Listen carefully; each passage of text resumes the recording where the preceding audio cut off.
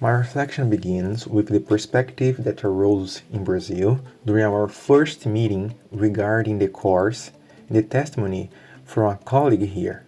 Additionally, the encounter at the Irish Embassy in São Paulo also brought great expectation, such as thinking, I have to make the most of this. So, I came with this idea to delve as deep as I can to gain knowledge from this course.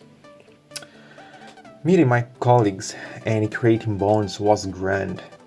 As an observant person, I could notice many characteristics, and I felt good being with them because all of us share the same experience, being teachers.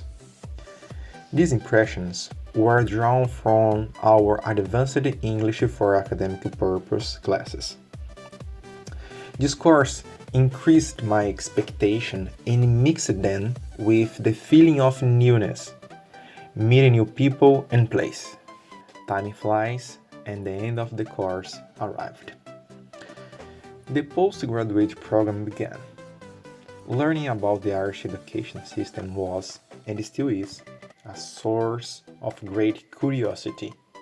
I constantly compare, thinking, this could be applied in Brazil, or Ireland could do this like Brazil does.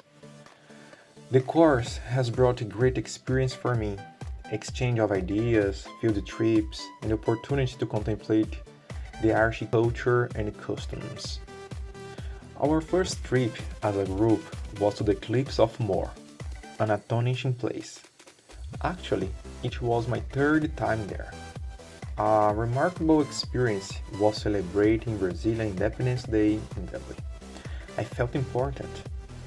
Another was the Plowing exhibition, an exotic day exploring the rural aspect of Ireland. While it may not seem directly related to my training, it broadened my understanding of how this country operates. Many students were present, reflecting on how the education system here values such experiences. We visited several schools and institutions, learning from principal perspective about their leadership and experiences. Our first visit was to Castell Connell National School. My takeaway from its principal was, the leader is the person who does the most, the first to arrive and the last to leave. From this experience, I could see how significant the duties of a principal in Ireland are. It's worth emphasizing how organized his school appeared. So, our next visit was to the Limerick Education Centre, which works like the head of the education system in the county Limerick. I expanded my knowledge about the Irish education system, particularly regarding the principal's role. Following this, we visited the Fedamore Community National School, which had just one principal and 8 students. She is also a teacher there, and her teaching approach captivated me, as she used nature intertwined with play.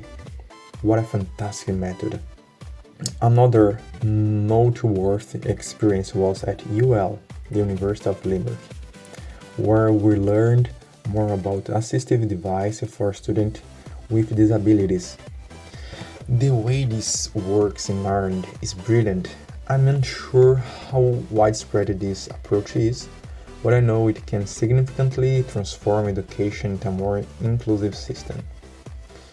In early November, we attended the IPPN event, which gathers principals from across Ireland. This was an enriching experience, from the conference structure to the lecture and even the gift I received. As a teacher and a deputy principal in Brazil, in what is equivalent to a secondary school here in Ireland, I desired to visit and have experience in a school like this, a secondary school. It was accomplished during the visit to a secondary school immersed in the Irish language. All subjects there are taught in Irish, a fancy school in which I became fascinated with its structure. I could see closer the role of leadership played in that place.